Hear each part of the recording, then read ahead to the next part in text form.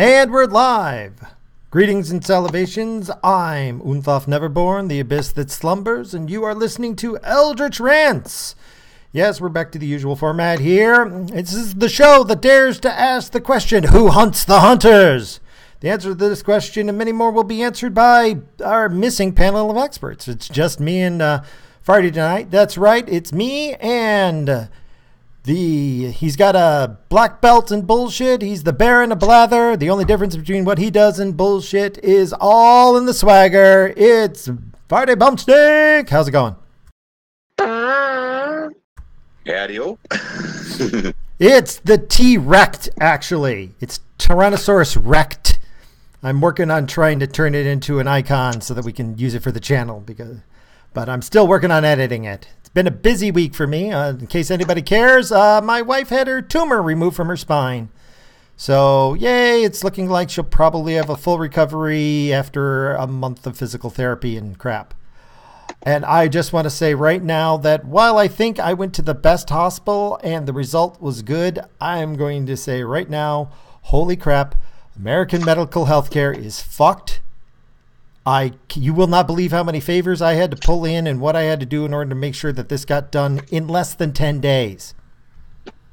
Oh, by the way, just a quick story I want to share about somebody my wife was rooming with before we move on to the topics. I just remembered this. I'll do more details about the whole medical thing another show, but the person that my wife was rooming with was a woman from Canada. Apparently she had cancer that had spread around her body. It affected her colon, it affected her ovaries, and it affected her bladder. And they pretty much needed to come out because when you've got cancer that's affecting multiple organs, that means it's migrating. You can't exactly wait on that because anytime a piece could, break off and drop onto some other part of your body and start making cancer somewhere else. Guess how long she was going to have to wait before her surgery in Canada? Take a guess, Farty. I'd hate to think. Come on, take a guess. Well, whatever it is, it's way too long. Okay, ballpark figure, a year or two? A little less than that, 8 months. And the doctors gave her about 3 until she would, be beyond the point of treatment.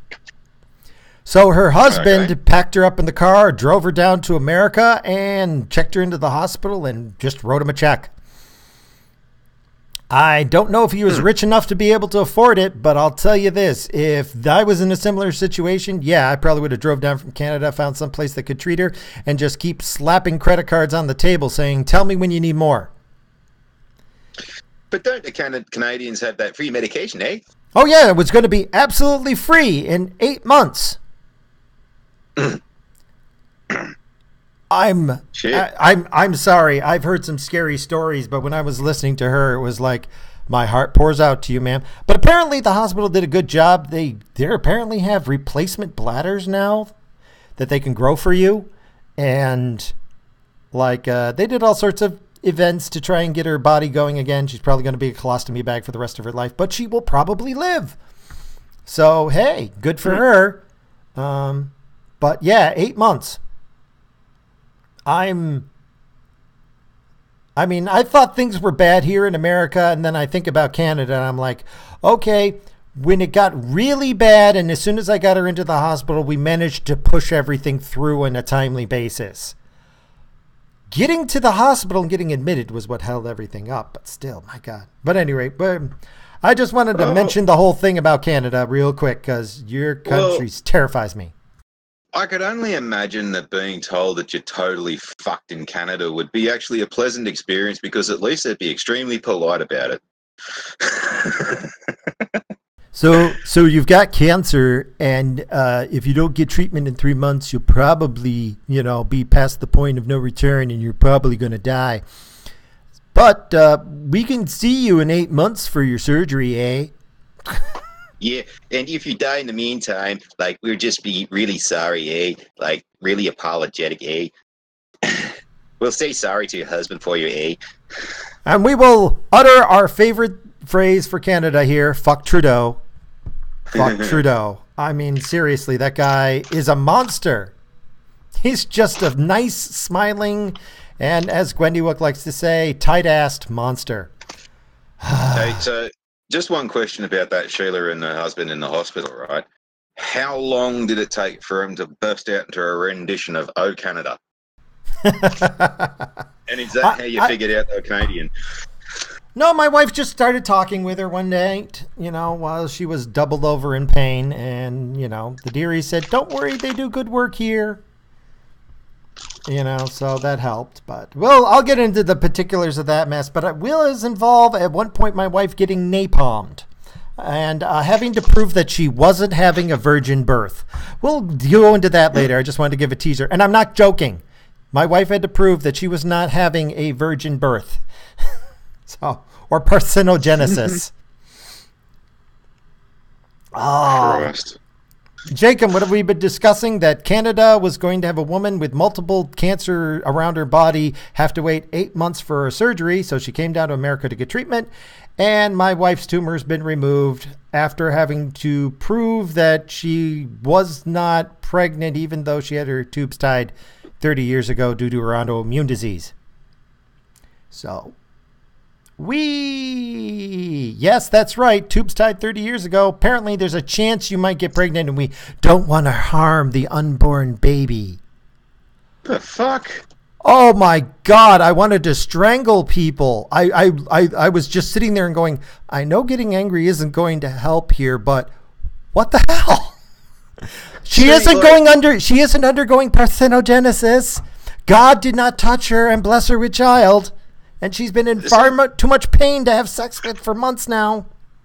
There's this big thing in Australia where, apparently poor widow nurses seem to be assaulted quite a bit. And it's just been my experience with a lot of nurses lately that, I can see why people have fucking resorted to punching them in the head or something like that. Because, some of the crap they come out with is like, oh, yeah, you can sit in the waiting room for 2 hours with chest pains because it's inconvenient for me to deal with you at 4 a.m.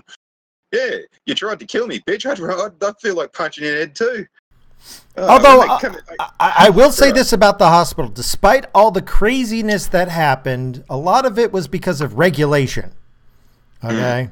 So I can't entirely blame them, but I'll go into much more detail another night. But let's move on here because the story hasn't completely unfolded. At any rate, shall we go move to the first topic?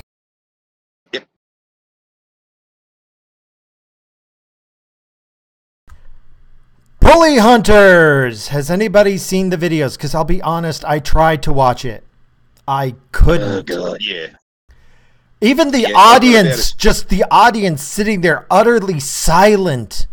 They weren't even faking that they cared. It was, oh my God. Yeah, I got to the point where they had the first example, and the little Asian Sheila, she's clapping for a few seconds by herself, and then the pink-haired Sheila oh shit, I better clap some solidarity, and then you hear the half-assed clap from the audience fuck this. By the way, I'm not going to go through their statistics. All their statistics is bullshit. Okay, all the statistics is bullshit. Everything they do is fake. Their sources for the stuff they're claiming is like somebody's Facebook poll. Yeah, their excuses too, sort of and especially too when they were giving the example, and it's like, this poor little girl, she's been called a silly little bimbo by this bloke, and we're going to get a bully hunter, and she's called on the bully hunter, and now the bully hunter has found her and went, which one? And the bully hunter, she's now going, she? Okay, so this is just fucking Sheilas who don't like the fact that they're shit at computer games. I'm going to win by getting somebody else to win for me. And they didn't even win with skill or any amount of talent. I think it was a team kill on the bully, and I think she stabbed him in the back. Yep. And even then too, it's sort of like, okay, so there's a new player in the game. This guy's not even looking forward. Not even. No. That was faked, because there's no way to join that particular type of game after it starts. So this was staged. I didn't know that. Oh yeah, the whole thing had to be staged because there's no way that it physically could have happened. So this live event was staged.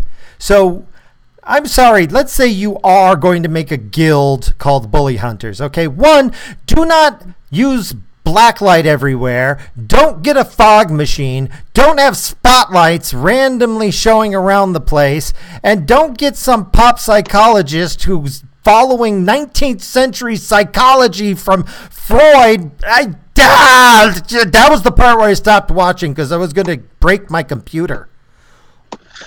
But like, well, my thought was that, like, okay, so, well, the victim doesn't, well, we're calling the supposed bully the victim here because, well, they are being victimized. The victim is unaware of this person creeping up behind them, unaware of their complete fucking existence. And of course you can run up and stab some bastard doing, I could do that in the bloody game against me ex's 2 kids, and they used to fucking gank me like crazy in friggin' Halo. One of them used to camp the fucking spawn spot and just fucking snipe me, little prick.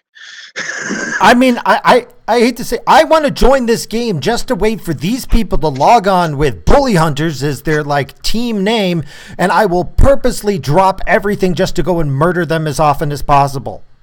And I'm doing it on the grounds that they are making it worse for actual victims. Well, I'd actually laugh my ass off if every time someone with Bully Hunter in their title just came up in the fucking player list, everybody else just fucked off and left them alone. I mean, that's the other thing. If they're actually doing this because they enjoy it, yeah, ignore them. Trust me, there's nothing less fun than being ignored. But that's it. I mean, these guys are idiots. These guys are freaking idiots. They are, and it's not because they're women gamers. No, it's because what they say and the words that come out of their mouths. Well, this is something I know from experience. Actually, have been a bully and also empowered people who had been bullied. Is the one thing you do not do is empower someone who's been bullied. I've been a bully to other bullies on behalf of people who have been bullied, but I've made the mistake of fucking empowering some kids to go deal with it yourself. You never do that for the simple reason that, well, at least a bully knows when to stop. Someone who hasn't is running on rage and they're fucking, what's it called? The revenge factor. Oh, and no, they don't know when to stop. Oh, I'll agree with that 100%. I got the shit beat out of me for 10 years, and at the point where I reached that grade where all the big bullies had moved on, and I finally had hit puberty, so I was finally I was getting bigger than the bullies at one point, okay, probably grade 12. And I will tell you this, if they even triggered me a little bit, you could have 5-on-1, and I will send one of you to the hospital. I went from being like that kid that everybody hated to that kid that everybody was terrified of, because I would just go completely ballistic. I would, like one guy said, you know what? One guy apologized to me once in the school. He tried to apologize to me, and I hate to say it, I was not prepared to handle it. So when he stuck out his hand to shake mine and say, I just want to let bygones be bygones, I grabbed his hand, I held on tight, I spun around under his arm, twisting it around behind his back, and I started repeatedly bashing his head against the door. And it took 3 people to pry me off him. I mean, unfortunately, I was too far gone. I was just too rage-filled. Okay, and the best thing you could do is just leave me alone. Well, we've had a classic example here where, and I'm going to have to bring his name up because it's relevant to the conversation, but the one Aussie guy, where I started giving him grief about Sarah Hanson-Young, and everyone was going, no, fucking just drop the subject, and I dropped the subject straight away, and he kept on fucking going. But yeah, that's just an example of it. You just can't empower someone who has been bullied because they just don't have an off switch. They don't know when to stop, when enough's enough. Well, I mean, they will learn eventually, but right away, when it's still the wound is still fresh, is the problem. For me, the wound was still very fresh. Unfortunately, though, I've been in that position there too, where I've empowered the same person that I've actually had to go and grab him by the scruff of the neck and say, fucking stop it. Oh, we're getting to the teabagging later, actually, by the way, Jacob. We've got that on the list. Anyway, I think we've talked this one to death, but because it's going to come up twice more. We'll continue the topic later. Let's move on a bit. Yeah. Any final thoughts? Yeah, bully hunters suck. Moving on.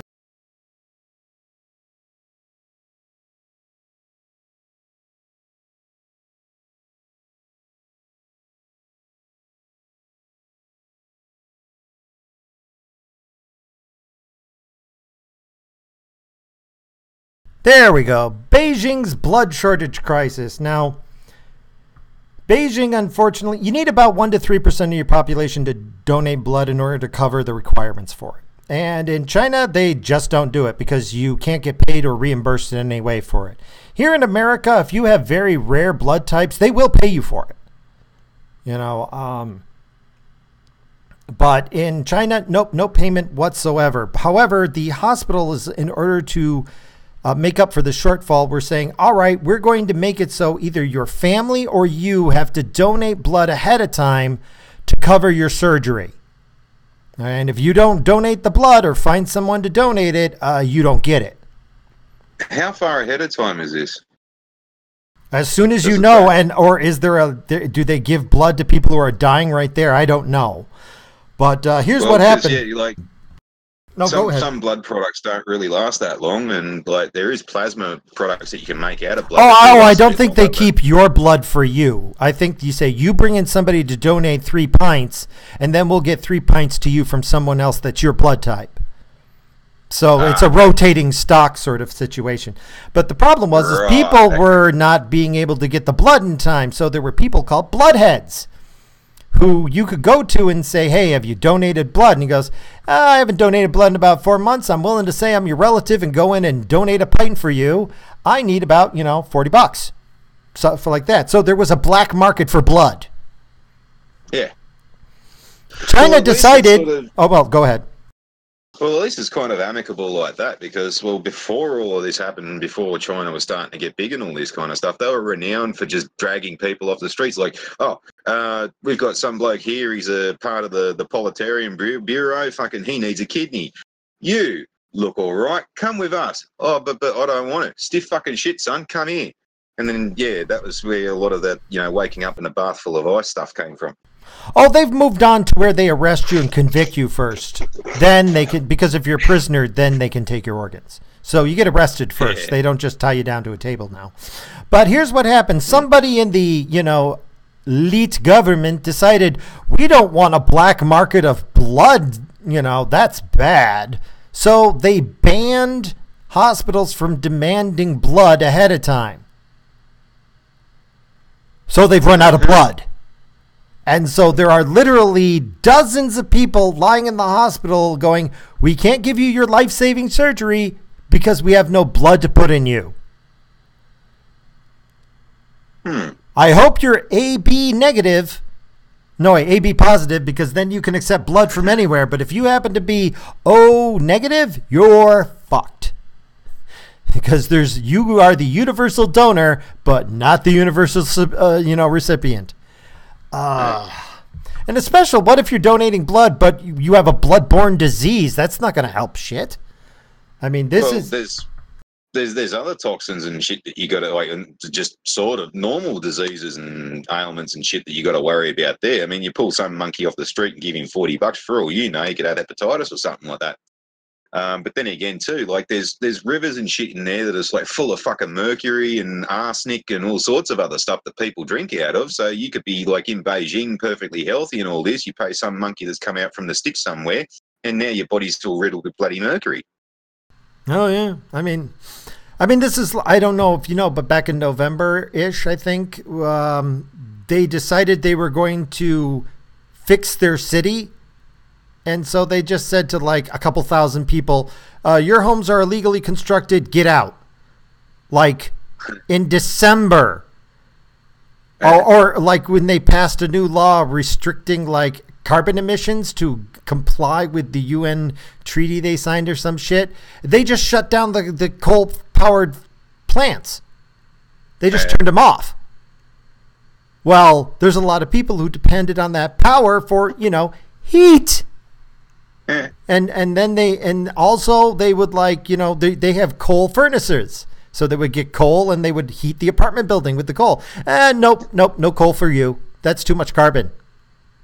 I mean, holy crap.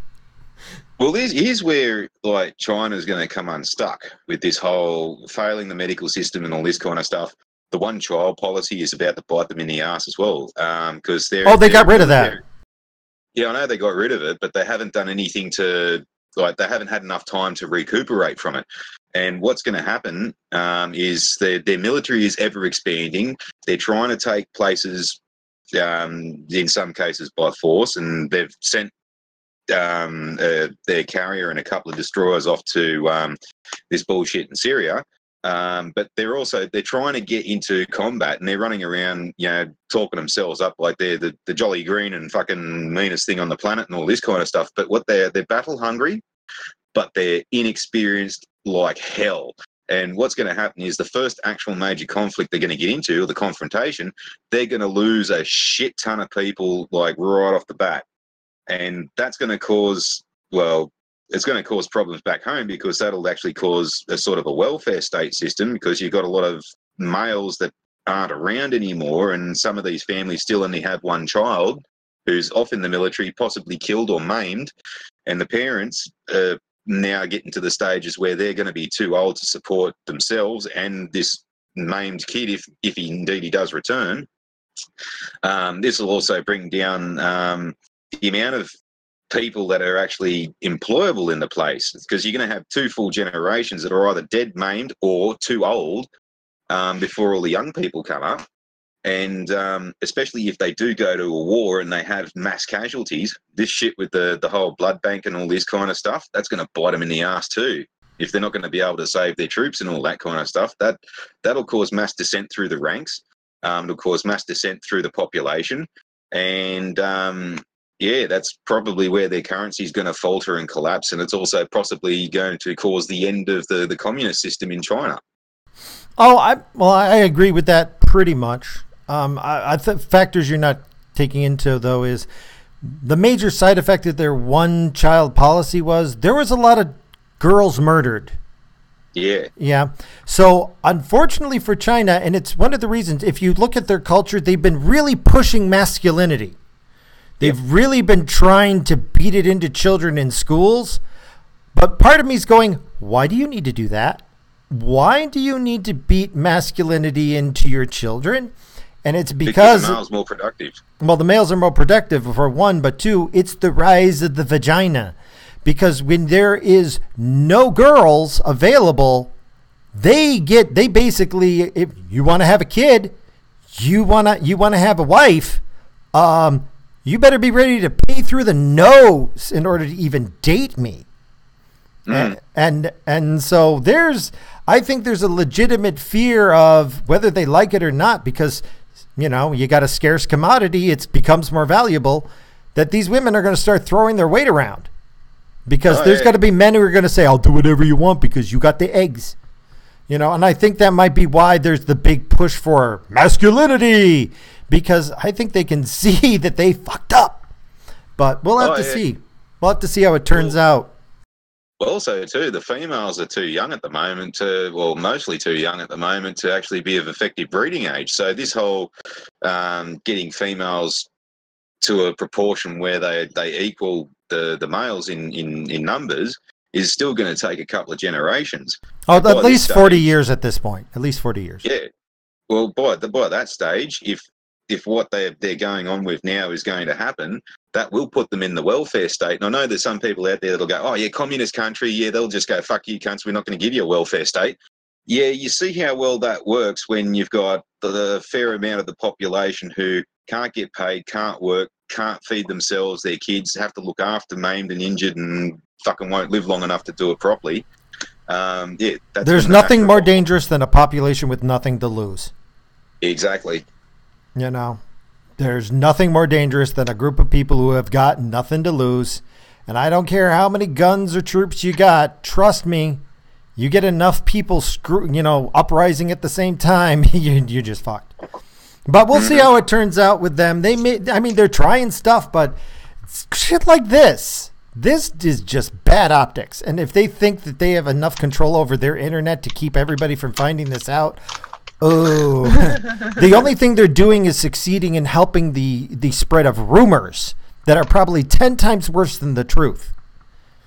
But at any rate, moving on, I thought it was worth talking about. Moving on to the DOJ. Department of Jokers.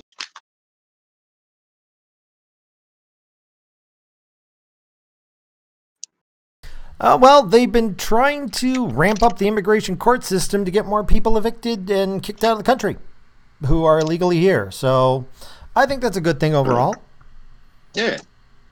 You know. Well, isn't that the whole point of being an illegal immigrant? Is that you're not supposed to be there, so you should be removed? And this is where, like, a lot of people don't understand about these illegal immigrants who want them to stay. They've already broken the law to get there when there are many illegal ways of doing so. So if they've already broken that law, you're really still going to believe them when they say, oh, no, I'm not a criminal. Well, you already broke a law. Yeah, I'm the only problem I have is I want people who want to be Americans to be in America. If you want to be American, you want the American attitude, you've got the American beliefs, and trust me, that isn't dependent on religion. Okay, the attitude of being an American is in a nutshell, hey, we're American, we're awesome. I mean, that's kind of the summary there. There's a lot more to it, but that's pretty much it. And I would say there's a lot of people here who I don't consider American. They may have citizenship, but they're not American, even if they were born here. These guys are not Americans, okay? Because they hate the country. That's one of the few requirements. You got to love your country if you want to be an American. So I'm okay with immigrants if they want to come here to become one of us. If you're getting here illegally, you're just doing it for the money, okay? That's not how it works. Here's a funny story about using American laws to get an early flight. Fucking one time when I was over in the States, I'd been relieved of my job early. I had a 3-month green card, but fucking the job only went for a month and a half. And for some reason, my green card got cancelled instantly because of it. Anyway, by the unique way that this was going about, I was in New York State and my only point of departure was Los Angeles. And for some reason, very complicated way of doing it, I ended up having to take a bus from New York to Los Angeles. And by the time I got to LAX, I went to the desk and I went, all right, here's my open ticket. Just chuck me on the next flight. And they go, oh, we can't put you on a flight for a couple of days or something like that. And I'm like, all right, sweetie pie, you're going to put me on the next flight or I'm going upstairs and getting someone to get you to do it. She goes, oh, how do you think you're going to do that? So, right, well, my visa's been cancelled. That happened 2 days ago. Technically, I'm not supposed to be here. If I go upstairs to immigration, they're going to tell you to put me on a flight. Now, we can waste every bastard's time and go and do that, or you can just stick me on the next flight. You're on the next flight. Hey, at least you paid. You probably could have gone upstairs and said, I don't have any means of getting home. And the DOJ... Nah, that way the Australian government pays for it, and then you've got to pay the Australian government back. Ooh, yeah, I'd pay out of pocket then. Nah. And then that goes all official and shit, and then I wouldn't be allowed back in the States. Gotcha. Understand. Because technically, no one officially knew that event ever occurred. No, I think that's good. I mean, looking this over, it sounds like they're kind of upset about, the law being enforced, so I'm just glad that they're trying to do something. Any rate, moving on. Yeah.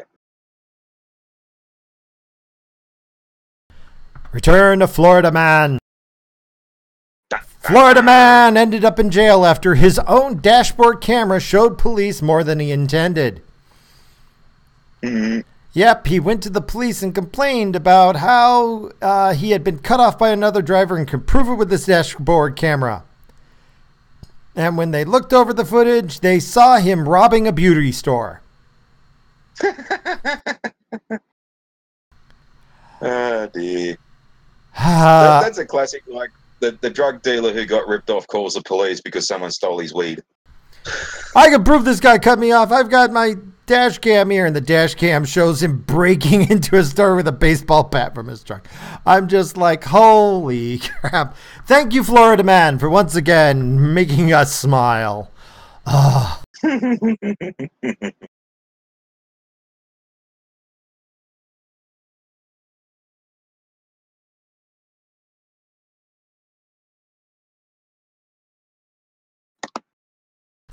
Homeland Security wants to compile a list of journalists, bloggers, and media influencers.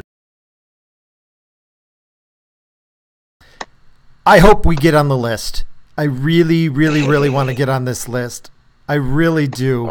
Please, Homeland Security, I know you're listening in on all our conversations. I want to be a media influencer. I'm trying so hard here. We've been doing this for almost over a year now. This has about been over a year at this point. We're come on. My name's going to cross their fucking desk again. They're going to go, not this fucking asshole again. What do you do now? Oh, media influencer. Fucking idiot. Oh, God. Please, throw a guy a bone. Come on. Label me an influencer.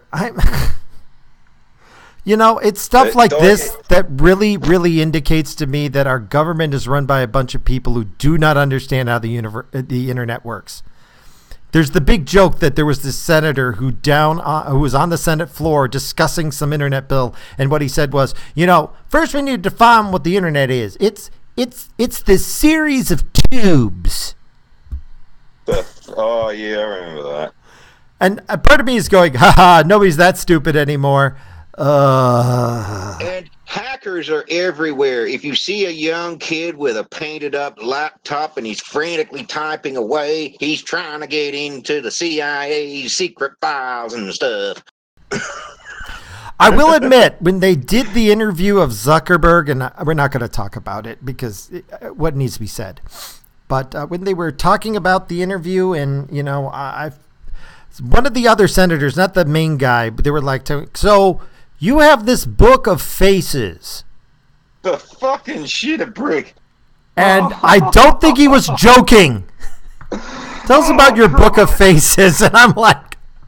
And I thought I was fucking old. At least I don't call it the Facebook or the internet. Fuck me drunk. Christ. Oh, shit. Thank you. I feel young again. At least I know what fucking Facebook is. Make sure I have live chat on. Top chat leaves out a lot of shit. Oh, okay. Hold on one sec.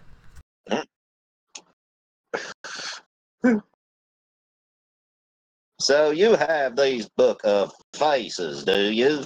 And are these faces, those faces attached to those naked women's that have been hacked in their phones and stuff like that? No. Oh, shit.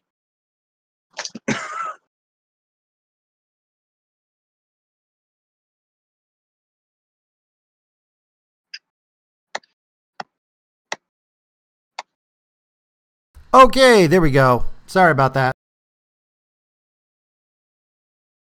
I got to remember that going into the future.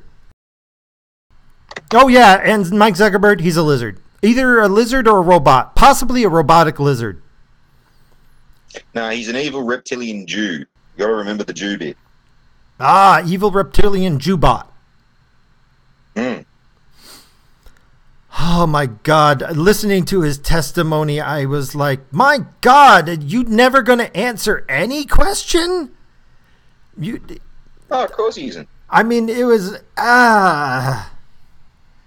just, it drives me nuts because I'm a big fan of like, okay, I don't mind if you weasel out of something, but when you're asked a yes or no question, answer yes or no, or go, hey, you know what?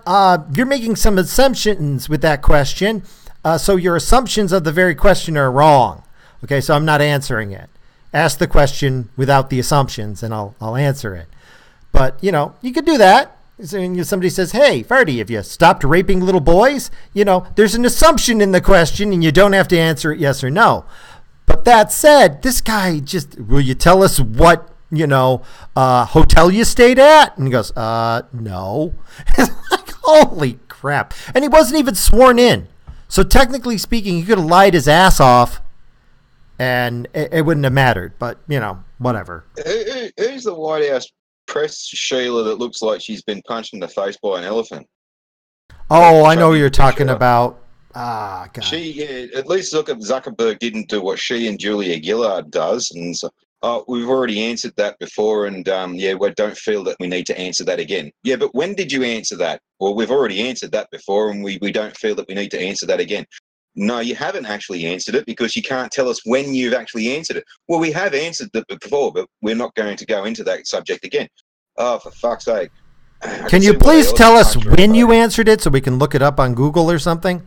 Anyway. Well, we answered that question before, and if you hadn't been paying attention, well, that's not our problem. We're not answering it again. That's the answer. Any rate, let's move on to lesbians. Fucking lesos! Oops, sorry, wrong one. Oh, wait, I'm sorry, I got it out of order. Next one's the Brazilian prisons. Well, they might have lesbians. Any rate, I didn't realize this. The Brazilian prisons are so bad, so horrible, so terrifying, okay, that they completely crush the soul of anybody who goes in there. You've got like 20 people to a room that's supposed to have like 4. They're horrible, okay? But after people go through that, if you've shown that you're trustworthy and you're on good behavior, they have prisons with no guards. And they send the good prisoners there and say, you have to watch after yourselves. And the prisoners get there and go, yes, I am in a place where I am not raped to sleep every night. So I have no thought of escaping. Well, it's not exactly a stupid idea. I mean, like, the alternative for trying to escape is going back to fucked in the ass prison. And we actually do have what's called a prison camp in northern New South Wales, and it's a farm. It doesn't have high fences. I don't think they have very many, if any, guards at all. And there is a town that's affiliated with this, a local town affiliated with this prison farm. And the prisoners are allowed to go to and from this town and all this, and they have other privileges where they're allowed to exit town and go to and from work and all this. But the whole incentive is that basically it's like a home away from home, not a prison. And if you do something wrong, like try to escape, then you do go to fucked in your ass supermax with all the really asshole people. So it's not a really stupid idea. Oh, I don't think it's a stupid idea. I kind of think it's kind of cool that it works.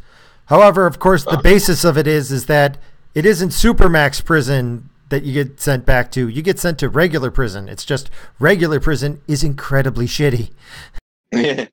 Well, I was sort of more expecting something from Brazil to be like, oh, well, they've got 3 tiers of prison. There's the ones for the corporate criminals, and then there's the ones for your general criminals, which is the shit-infested fucking, bloody rape to sleep fucking thing. And if there's anybody that's worse than that, they just flat out fucking take them to another place and shoot them. Yeah, Brazil's a harsh place. It really is. Unfortunately, El Salvador. Oh. El Salvador's got the right idea, though. Oh, what do they got? Well, I don't know whether they still do this, but they used to have what's called death squads running around at night and shooting fucking kids that were outside. Fucking take them out while they're young before they become criminals. That is a solution. I will give it that. I'm not sure if it's a good solution, but it's a solution. I would say it is a final solution, possibly. Oh, yes. Oh, speaking of solutions, yes, according to chemistry, alcohol is in fact a solution. You're right. Ouch.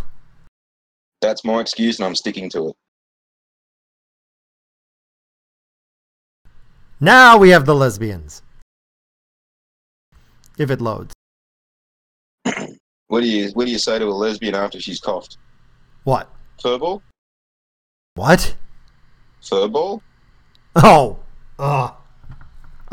Here it's hairball, but at any rate. A lesbian couple who plunged to their deaths with their 6 adoptive black children fled their Minnesota home after the Ku Klux Klan left a burning cross in their yard, neighbor reveals.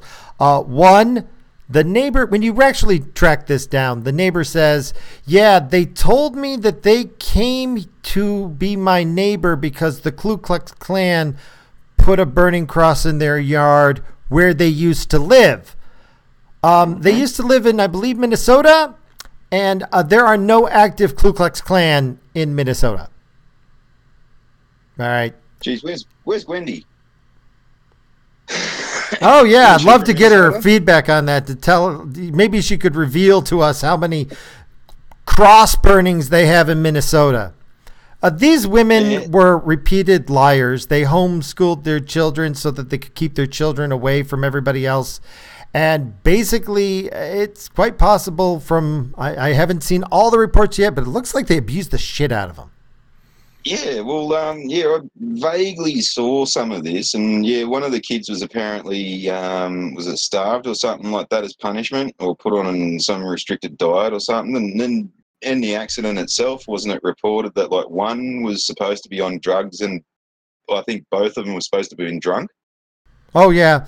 Here's what they actually did. They basically packed up their family, didn't even call about getting the pets taken care of or anything, and drove off to California, I think it was California, to like spend a couple of days with their kids just having fun. And then at one point, they gunned it, went as fast as they could, and just drove off a cliff. Killed all of them. Poor kids. Just so everybody knows, if you were to rate families on abuse, okay, the least abuse, oddly enough, is with gay couples, gay men. Then it goes up to heterosexual couples. Then it goes up to heterosexual couples where one of the parents has been replaced with a stepfather or stepmother. Then it goes up to both parents have been replaced. You get more abuse in that situation. Then you go to the single father, single mother, and then way down at the bottom, the most child abusing couple you can have are lesbians. Yeah. This by proxy syndrome. This does not surprise me at all. And I'm not saying that all lesbians are crazy and shit, but they do. Live with them. For some reason, when you get them together, they just feed off each other. Yeah, ticking time bomb. And yeah, fucking, like, my last ex, Susan, she was a leso before she started rooting me, and we had to live with her ex for a fair while, and Jesus, titty fucking Christ, as soon as we got rid of her, boy, did the place calm down. Fuck me. Yeah, no, like, I'm all of the opinion that gay marriage, especially with lesbians, shouldn't really be allowed because fucking women hate each other when they're heterosexual. You put two of them living together, they're at each other's throats all the friggin' time, even after they've had that stupid coming together of two hearts ceremony. Oh, no, but ironically, though, gay men are less abusive than heterosexual couples. And that includes sexual abuse as well as physical abuse. Ironically, if you were going to, in my opinion, only gay couples should then adopt because it's safest that way. But that said, this is what happened. I don't think it's because they're lesbians. I think it's because they bought into the social justice bullshit. Look at their family. They've adopted. They're two white women who have adopted like children of color. Mm. I'm willing to bet that they kept moving because whenever people got too close to figuring out that they were completely batshit insane, they moved as an excuse. I'm willing to bet one was the enabler and one was the one who was actually batshit insane. And the one that was batshit insane manipulated the enabler into going with we're better off all dead. And you know what? It was just one big power trip. And I bet you $10 too that fucking every time someone came up and said, hey, I don't think you really should be doing that. That's not really a normal way to treat kids or anything like that. They instantly jump to you're homophobic or you're racist or blah, blah, blah, blah, blah. It's all an attack on because you just don't understand fucking blah, blah, blah. When in fact it was a kind of like, it was a genuine welfare check. Oh, yeah. No, Jacob, going with you. Toxic femininity. This is I've used this term before, but this is the perfect example. It's called the dyadic black hole of emotional need. These two people just fed each other until they just sucked in all warmth, light, and hope and just collapsed into a singularity of pain. And they took their children with them. All right. Horrible people, and horrible people because they're social justice warriors. And if you're a social justice warrior, you're probably crazy. Okay? Sorry about that. Moving on. Any last comments? Nah. I hear one. Fucking lizards! All right, we can move on. Man, team killed and virtually teabagged female journalist during shocking in-game rampage. I'm sorry, it's a multiplayer game where you kill other players, so by definition, you're rampaging. But I'm sorry. Do you take this for a bit because I'm gonna freaking I need to scream here for a second. So, like, I fucking hope that she's not going to equate this to actual rape. Oh, he actually put his digital balls in my digital mouth. Oh, that means he did his actual balls in my actual... Yeah, you wish, sweetheart. Yeah, I mean, she tried to get the guy fired. I mean, fortunately, everybody is wisely not doxing the guy, but still... I mean, he's showing off a demo of his game, and you know what? This is what we do. Okay, you want to know something, though? I will say this. He did more for his game than anything else because I'll be perfectly honest. I'm not going to mention it, but I would never play it. But you know what? Now I've heard of it. I mean... Okay, who was the side that actually defined it as teabagging? Because... like, in most of those games, you can't really have the ability to pull your pants down, flop your sack out, open someone's mouth and stick your balls in there. Well, all he did was squat over her head. That's it. Right. Now, this is where I'm asking the question, who defined it as teabagging? Because I could always argue he was farting in her face. This is true. I wasn't teabagging you. I was just farting on you. Or shitting on her chest? That would be, I just wanted to shit on your chest. That's all. I didn't want to teabag you. Holy cop, that's weird. That'd be funny. But, I mean... getting down to have a closer look. I was just having a closer look at your character. The problem is, though, you're a game journalist, lady. Seriously, you're a game journalist, and this freaked you out? I do not... Any game you back is a game I will avoid like the plague. Oh, okay? She probably plays all those Elsa giving birth C-section games and stuff like that, where it's nice and safe and you can't teabag anyone.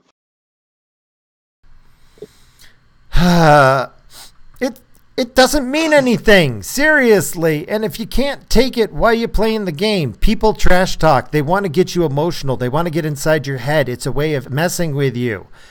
You know why you lost? She needs a bully hunter. Yeah, she needs a bully hunter. So we need to call the bully hunters for this bitch. And the bully hunter's going to stab him in the back and then try and teabag him. But the bully hunter's a girl, so yeah, that's not really going to work. Yeah, if you want to shove your vagina in my face over and over, that's not exactly punishing me. I'm just saying. But I digress. Moving on to London. Come on. London murder rate is higher than New York's for the first time after 12 killings in just 19 days. And the article I'm not displaying here is how Sadiq Khan. Every time I hear that name, I think of that stupid tiger trying to run around and kill Mowgli in the Jungle Book. But he wants to ban knives. Yeah, and this is actually a ridiculous fucking thing that we were going on with when they tried to ban guns in Australia. Because, well, I say tried to ban guns because it's been blatantly obvious after a gun buyback and fucking thousands of guns have been found since that the gun buyback didn't work. So they tried to ban the guns and it didn't friggin' work. So the whole thing was, okay, when you ban guns, people are going to start using knives. So what are you going to do? Ban knives? What, we can't have cutlery? All right, fine. You can't use a knife. You can still kill some cunt with a fork. You're going to ban forks? All right, well, we'll run over you with a car. What, are you going to ban cars?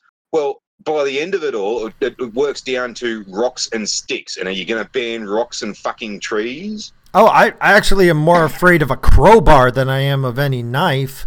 Like a knife, it stabbed me. You know what? I can work with that knife wound. Okay, a crowbar, that'll kill you. One good hit to the head, yeah, you're fucking unconscious, and then a couple more hits and you're dead. And like a knife, I can fight a knife. I can't fight my skull being caved in. And that's why most truck drivers are perfectly fine having something as small as a Swiss Army knife or something like that, because just behind the driver's seat we've got this up to a 4-foot long fucking piece of steel that we call a tie-down bar that you can swing around just as good as a baseball bat. You get out of the truck, and like I've done this before too. I've had some cunt try and pull me over, and I've got out of the truck and left the door open. I've reached in, grabbed me tie-down bar, just slung it over my shoulder and went, "Yeah, cunt." He's got back in his car and fucked off. A lot of people, yeah, and here's the weird thing. If you do that threat display up front, it's important, okay? Because then the confrontation stops. People think, oh, don't be rude. If you show weakness, you're encouraging. Standing up there looking fearless and saying, look, I'm not in the mood. Just go away. It was a long time ago, but I once was having a really bad day. And some guy tried to mug me. It was a long time ago. And I remember just looking at him and I pulled out my wallet and I opened it upside down and I shook and I said, there's absolutely nothing fucking in here. Are you fucking insane? You're robbing people in this neighborhood. Everybody's poor. And then I walked away. And in retrospect, I hadn't slept in like a day or two. In retrospect, that was probably really stupid because I didn't even call the cops or anything until I woke up the next day and said, did I just like shout down a mugger? I have no idea what he did because I turned my back, but he sure didn't shoot me. I think he was just stunned to have like some guy going, are you insane? Go rob somebody who's got money. Crap. Yeah, well, I've done this plenty of times at motor vehicle accidents when I've rocked up and the two people involved are at each other's throats. And you just use most of the time you can get away with just using the attitude and some words, some chosen words. You point at one of them and you go, you fucking over there. You fucking stand there and shut the fuck up. I'll be with you in a minute. And by the time they figure out you're not a cop and that they can fucking ignore you, they've all calmed down too much and the fight's gone out of them. Oh, no. I've gotten away with that heaps of times. Just being commanding and acting like you're in charge and being confident can control a situation. And if you have good intentions, it's probably not a bad thing. So I usually go up by the time I get to the second person, they go, like, check right. You were right. Now, fucking, you're in which car? Right, okay. Stay here for a minute. I'll be back. And they go up to the second person and they're like, right, are you okay? Okay, yeah, right. Whose car is this? And by that stage, like, who are you? And it's like, oh, I'm a fiery. Don't worry. Oh, fuck, I thought you were a cop. Yeah, well, just stay calm, mate. You all right? Right. Which car are you? You're that one? Okay. You're not injured? Right. All right. Hang on. I'll go get the other bloke's fucking statement and I'll come back. And he says, I thought you said you weren't a cop. Yeah, but I'm interested in what's going on. By that stage, they're like, oh, fuck. Well, oh, shit. Well, not really feel like punching on anymore. Oh, yeah. Give people a chance to calm down and have a few seconds of sane thought. And usually they can do it. But I mean, sometimes no. But by the way, before we move on to this, I just saw something in the sidebar I didn't notice before, and I just want to say it out loud. I don't want to talk about it much, but Dwayne "The Rock" Johnson's secret battle with depression. Star reveals he was crying constantly and discusses seeing his mother's suicide attempt at age 15. Is it just me? I don't want to even read the article, but it just seems like the kind of preemptive bullshit you start spreading around if you think you're going to be getting in trouble. Well, what could The Rock have possibly done to get himself into trouble? I don't know, but it's a weird... I mean, honestly, nobody likes it when men reveal that they're weak. I mean, I'll be honest now. I'm just like, I don't feel pity for the guy. I just kind of go, well, obviously you should go get some help. It's kind of like shit, really? It's like, who's the real muscly black fella from Brooklyn Nine-Nine? Terry something or other. It's not Terry Jones, is it? I think so. Yeah. Well, apparently fucking he was molested or something like that, and amongst all that fucking Me Too crap, and he came out and was like, really? Someone had enough fucking balls to do that to you? Shit. Okay. And you let it happen? Shit. Okay. Fuck. Well. Right. Now I've seen everything. It's a weird thing to read because I'm just going, okay, so you want to, I don't know. It's part of me that's thinking that Hollywood's completely lost its mind. But then again, if he was 15, that's a fair young age to have something like that happen there. Well, yeah, your mom committed suicide when you're 15 and you're still letting it affect you. Okay, I can understand mourning for a while, but if you're still, you need help.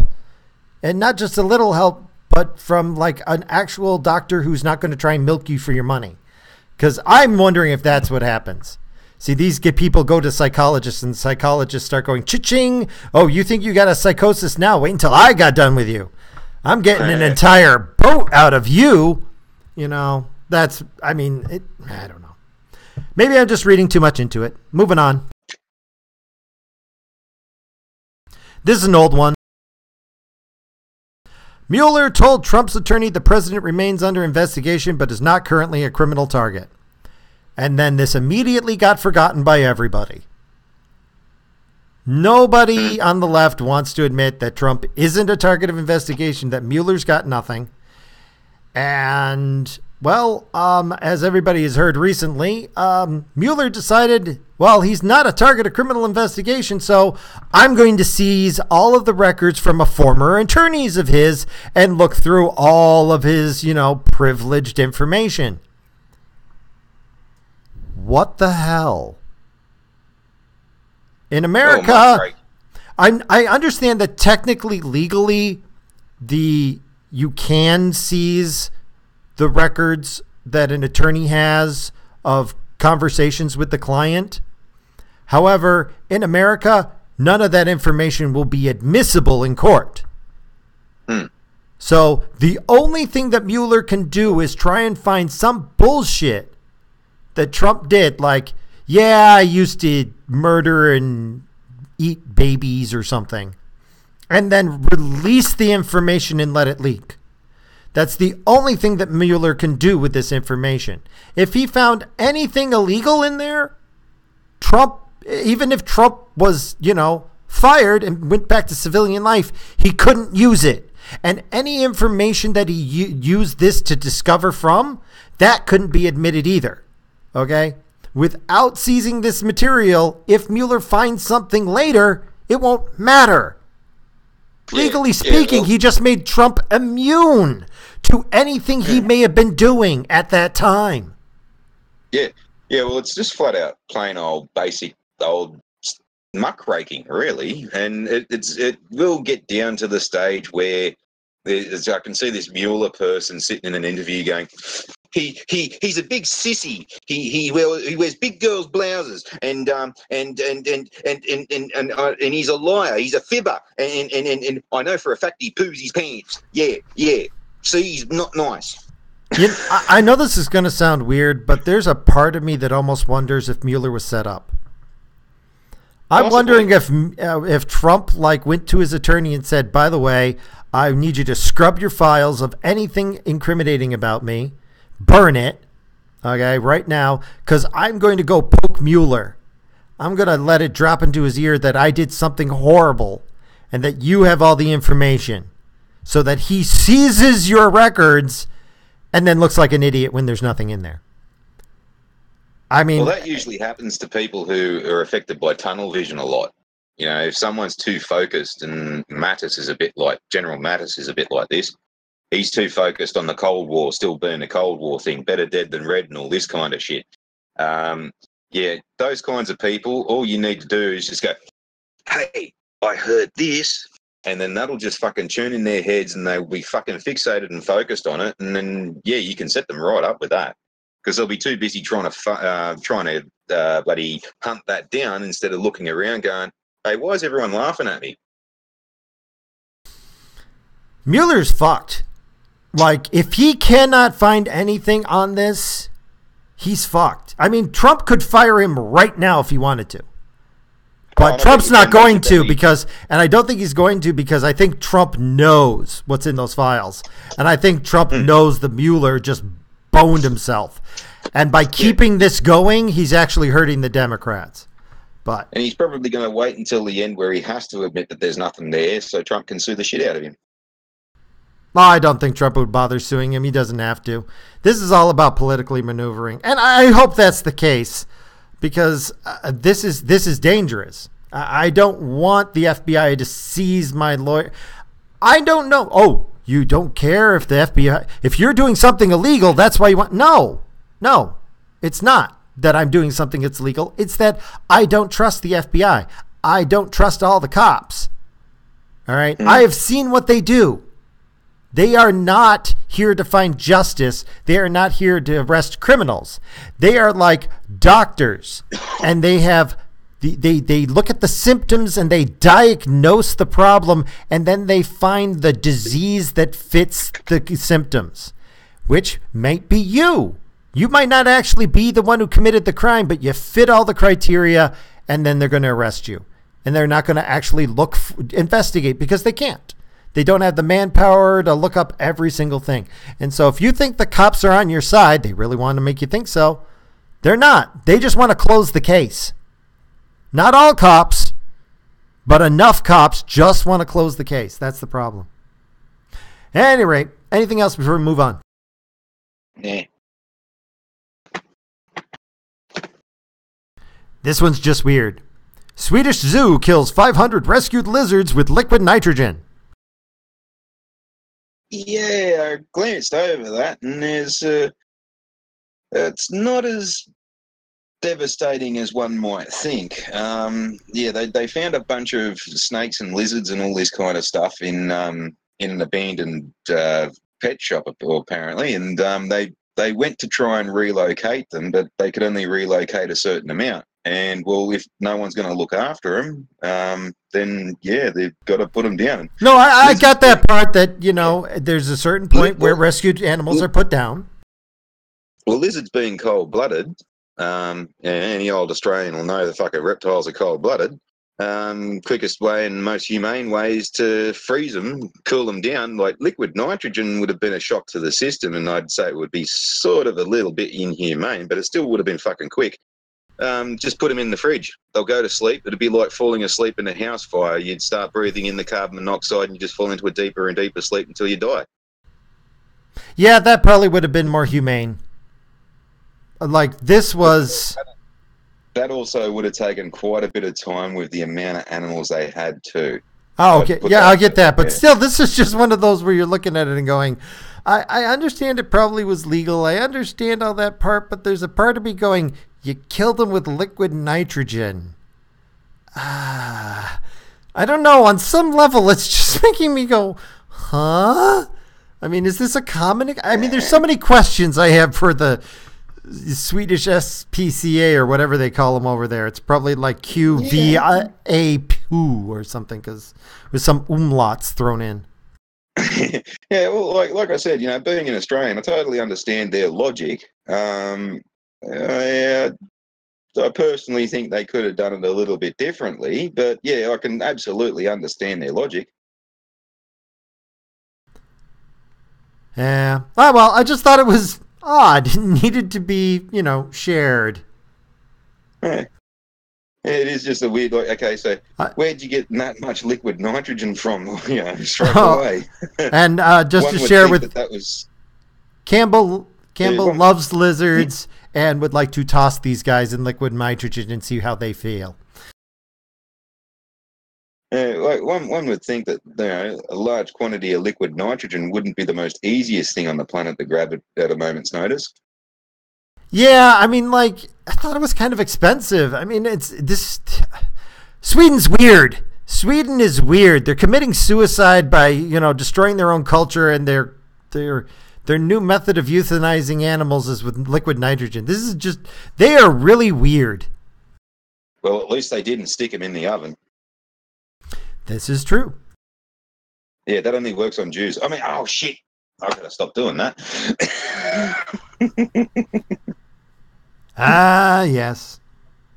And I get to tolerate it because by the way, just as an announcement, it isn't quite in yet, but it appears that we found which breed of Jew I am. But I'm still waiting on 23andMe to come back with the details. So when it does, it should be like another month.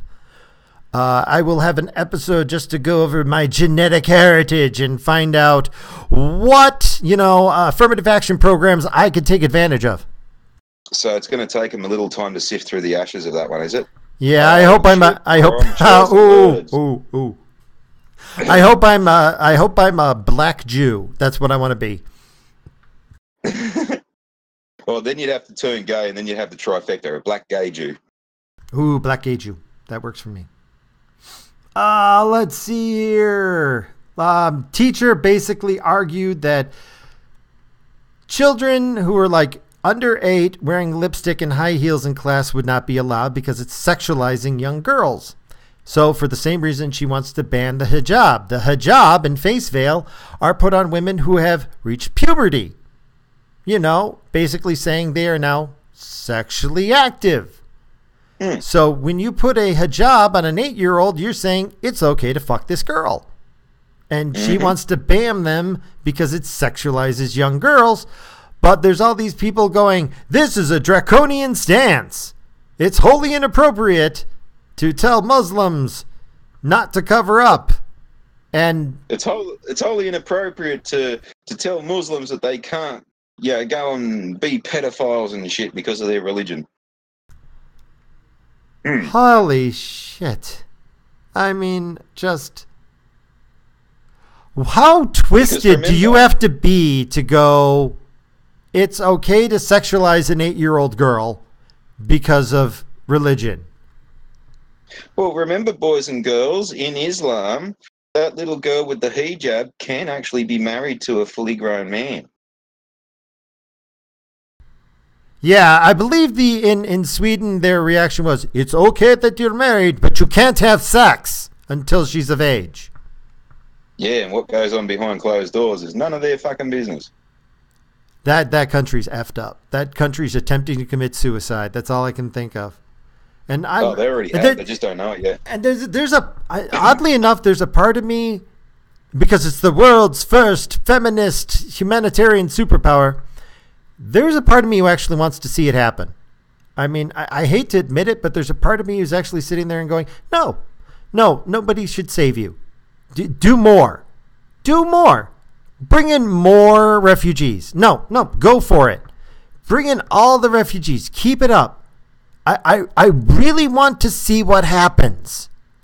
I really want to know. I have this fascination of like, how they would, how they would test cars by crashing them against a wall with test dummies.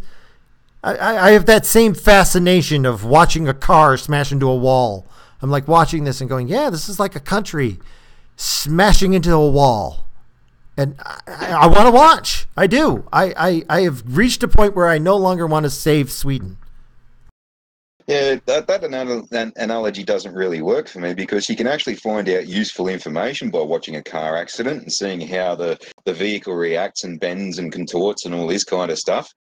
You kind of already know what's happening with bloody Sweden, and that sort of like, you don't want to see something like that happen. It's just not that interesting because nothing good comes out of it.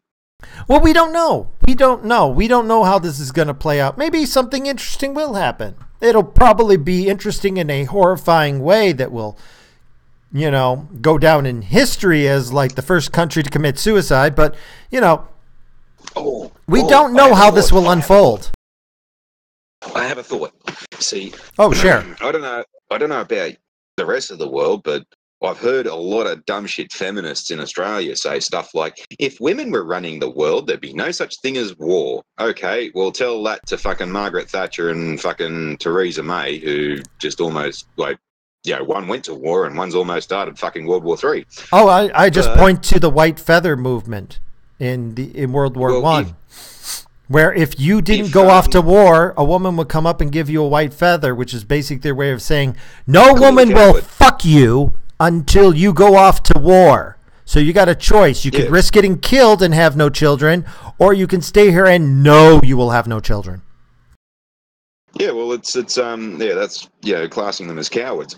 But yeah, so with Sweden being run by women, feminists, and all this kind of stuff, one or two things will happen. Either not going to war will wipe out the feminists, problem solved, or they'll have to admit that they were wrong and that, in fact, yes, they need a war, which they will go to war, Oh, proving them wrong.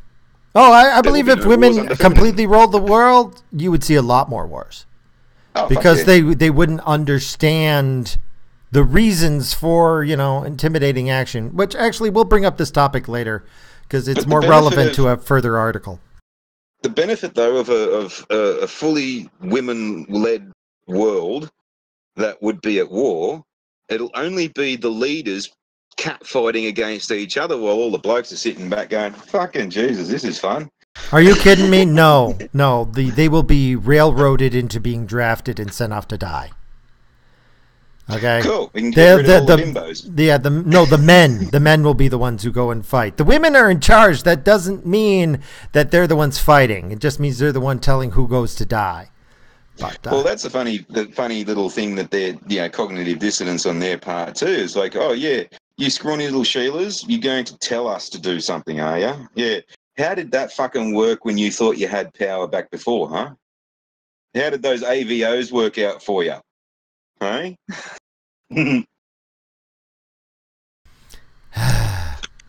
any rate, moving on here real quick here. Just real quick, House Speaker Paul Ryan is going to retire, and they're trying to hype it up as bad news. Actually, he's pretty much picked out his replacement, I believe, back in his home district. And there's no reason to suspect his replacement won't win the election. Oh, that fucking photo though, with the caption underneath, the previous speaker, John Boner, is joining one of the largest US legal cannabis companies, and he's just got the oversized hammer and that look on his face like, dude.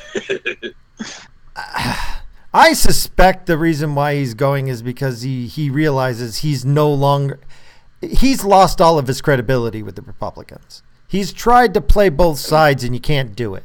Okay, this is a paradigm shift we're going through, and you pick a side. Nobody likes the guy on the fence. And he's probably, the guy's rich. He can retire. He's going to be happy. Nothing bad's going to happen to him, and he's just going to move on with his life. So I can't blame him. I wish him well, and I hope he moves on.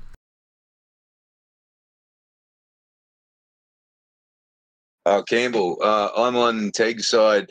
I want to see what happens when a country screws itself. Yeah, well, if Sweden gets all full of women in charge, just send them a bunch of dildos and they'll go fuck themselves then.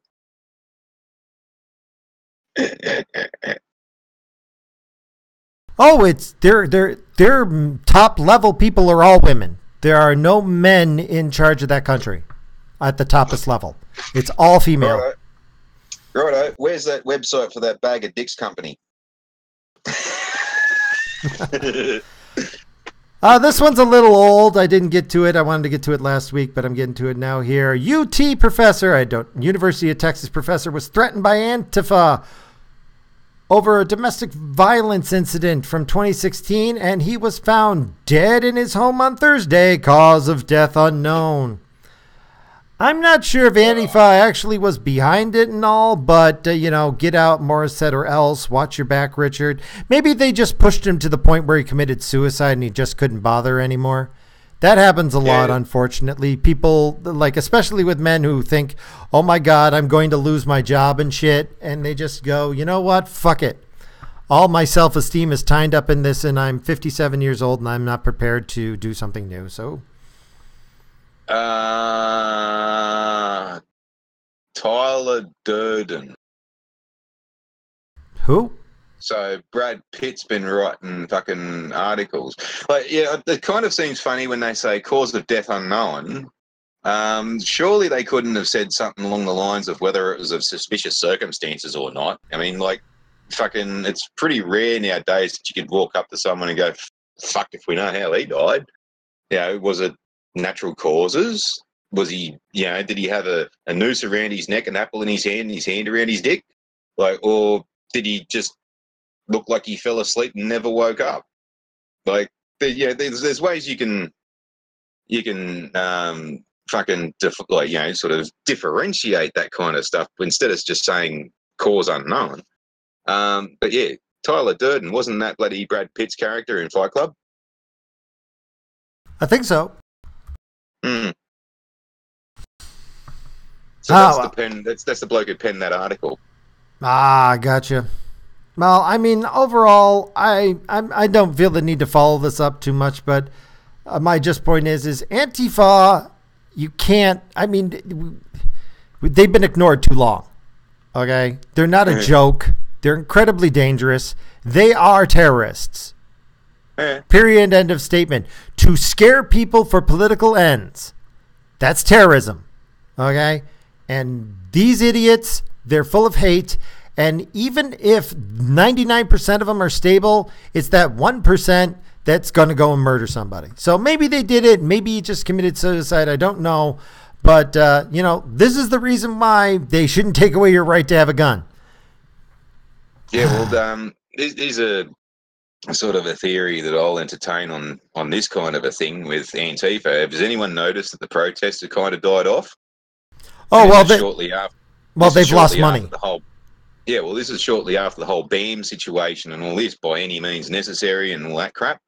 And after that bloke plowed through them with the car and all this shit, and some of them were talking about getting armed, and you even have some of these idiots who are former preppers and shit like that sitting there with AR-15s going, well, I'm not going to protest anymore, I'm protesting with this, and showing the gun off and all this kind of stuff. And I have said, history does repeat itself, whether anybody likes it or not. And back during, we're in a very long unpopular war where America is bogged down by an insurgency, same as Vietnam, and they had the protests against the war and all this kind of stuff, same as Vietnam.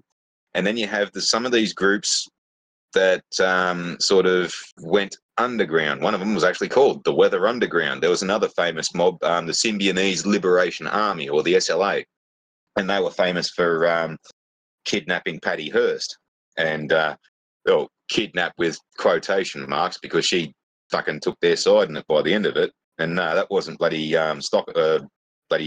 Stockholm syndrome. But yeah, now you've got the rise of these militant protest groups and all this kind of stuff. And when they start to go quiet is when they start to go underground, and they're starting to plan and arm and all this kind of stuff. So you don't see what they're doing. And Antifa's already shown himself to be violent. And some of them have already shown that they've got guns and they're talking about using them and all this kind of stuff. So yeah, just wondering if I'm going to be right about that. Wouldn't surprise me. I mean, if you look at what they did in Europe, I mean, they rioted a city. I mean, and they just destroyed so many cars. It was bizarre to watch the footage, and then you're sitting there watching this happen in Germany and going, "Why the fuck don't you call out the cops? What the fuck's wrong with you, Angela Merkel? What the hell? Your country is She didn't call the cops in fucking, what was that joint where they had the rape of Cologne? She didn't call them then. Why would she call them now? Oh, but here's a funny little thing. That fucking weird Sheila that was involved in that murder me mate did, apparently up where she is, she's been running around claiming that she's a member of Antifa. And fuck me, we've actually got an Antifa in Australia, because up in Katoomba, apparently the Antifa group up there are pissed off at her because she's not in fact a member and wish she'd shut the fuck up because they don't want to be associated with her. You've got to be really bad when Antifa wants you to fuck off and stop associating with you. Yeah, that's not good. That's not good. This is just one woman. She sounds like a real peach. Oh, anyway, yeah, I wish someone had fucking run over her. Anything about Antifa before we move on to South Africa? They're a joke out here. They're a punchline. Let's go on to something serious. This opinion article, I'll save you from reading it, but pretty much about, paragraph 2 or 3. I want to start bashing my head through the screen here. Land reform is a key issue in South Africa due to the long history of depossession of indigenous population by white settlers. Actually, the place was practically abandoned when they showed up there. Progress has been painfully slow over the past 24 years. You mean the country has been going downhill for 24 years because communists took over.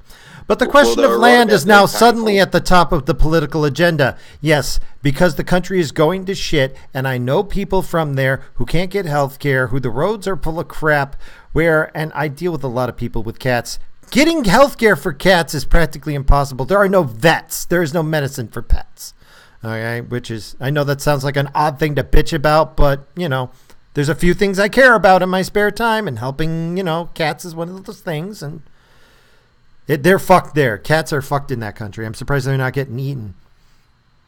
But at any rate, you know why now it's becoming an issue? It's because they need to distract the population who they have fucked over with their bad economic policies. And what better way to fix things than free shit? Yes, let's take away the land from the 1% of the population who knows how to actually farm anything and give it away to black people. That worked so well in Zimbabwe and all the other countries that they tried it in where they all fucking starved. They're going, the law that is current, it hasn't been passed yet, but it's been passed once, but now there's a debate process or something over there. But if it goes through, all white-owned land will be taken without compensation and redistributed to black people. Mm-hmm. This is fucking racism. These people are monsters, and their country is going to go completely to shit. And these people don't know what the fuck's going on because they don't know. That sounds great. Oh, we're going to get this land. Yeah, that land is used for food. Jesus fucking Christ. Yeah, well, we're looking at taking white farmers on face value. All they have to do is just front up to an airport. Fucking, I'm a white farmer from South Africa, and they're straight in because we kind of know what's coming. I'm glad you guys are doing it. I'm glad you are, and you're probably getting a lot of good people. You know what? This is a bunch of refugees that I would want to accept. These guys are refugees from South Africa. That's Africa. Okay, let's take these two. You want to know why? Because these guys, these 2.4 million white people, if they came to America, they would integrate. They would want to get jobs. They wouldn't, and trust me, we could use 2.4 million farmers. We could. There are also people with British colonial backgrounds too, so they're almost European, like they're almost fucking English. I think South Africa is still a part of the Commonwealth, if not, hasn't been for a very short time, like only a couple of decades. But I'm just wondering whether the person who kicked this off in Australian Parliament remembers what happened with Rwanda. And I kind of remember that very fucking distinctly, that we were fucking screaming to be sent, and we weren't sent because the United Nations decided to reduce the amount of UN peacekeepers in Rwanda, and we had to sit there and watch the fucking massacre happen, and then went and sent to go and clean it up afterwards. So it's a smart idea for Australia, because there would be a UN peacekeeping operation to that effect in South Africa if this does turn into a bloody melee to protect the farmers. So instead of sending our troops there, why not get the fucking people who are about to be murdered to come here? I'm glad you're doing it.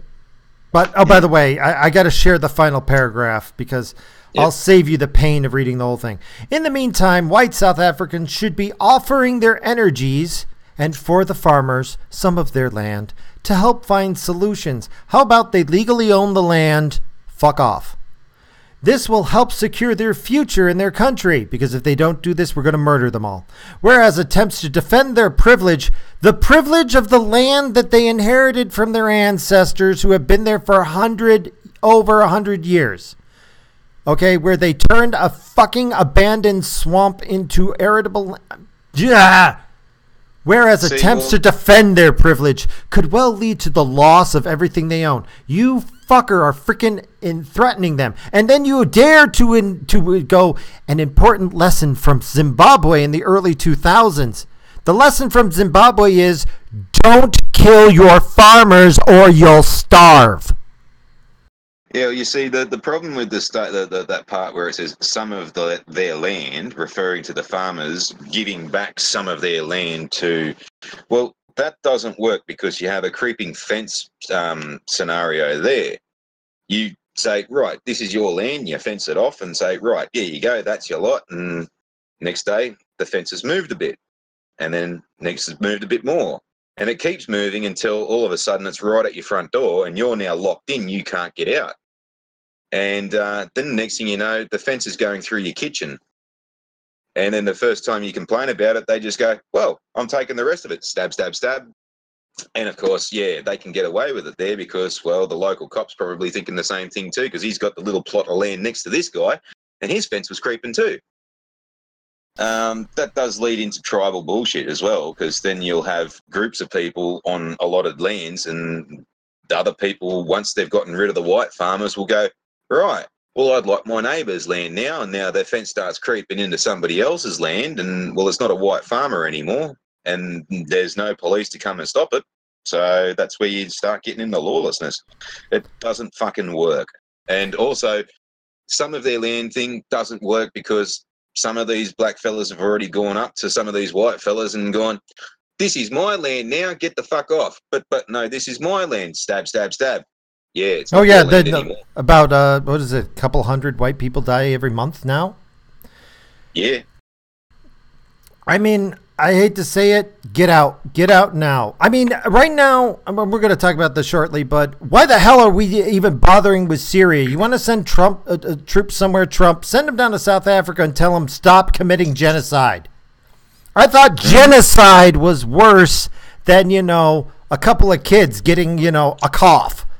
Fuck. Well, you said the genocide part of it's the United Nations business.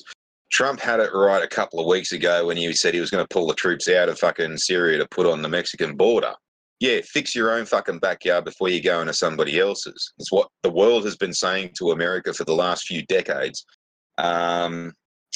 But yeah, no, it's unfortunately Africa is the United Nations fault. And as Mr. Sloth knows, I showed him a picture a couple of nights ago of a United Nations soldier right next to a UN sign that says involved in Africa. And on his beret, it's got UN written on it. And the way it's framed, it actually looks like it says uninvolved in Africa. Pretty much. Anyway, poignant. We'll move on to something a little funny, and then we'll go on and final topic here. Workers discover mummified monkey in old department store.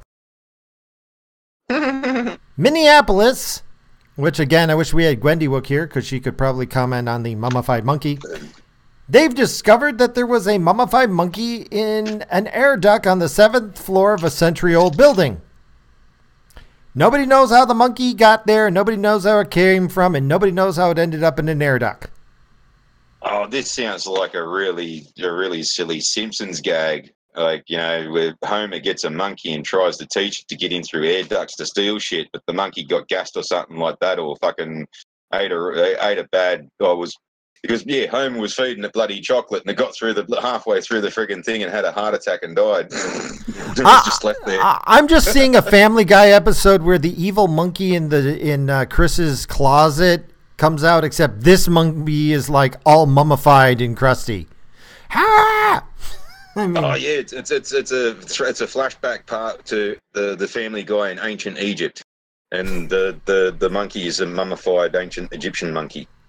Yeah, this is a Family Guy episode that writes itself. Seth MacFarlane, come on. Yeah, Seth MacFarlane, give us a job. Come on. We're about to become media influencers. Come on. Give us a job.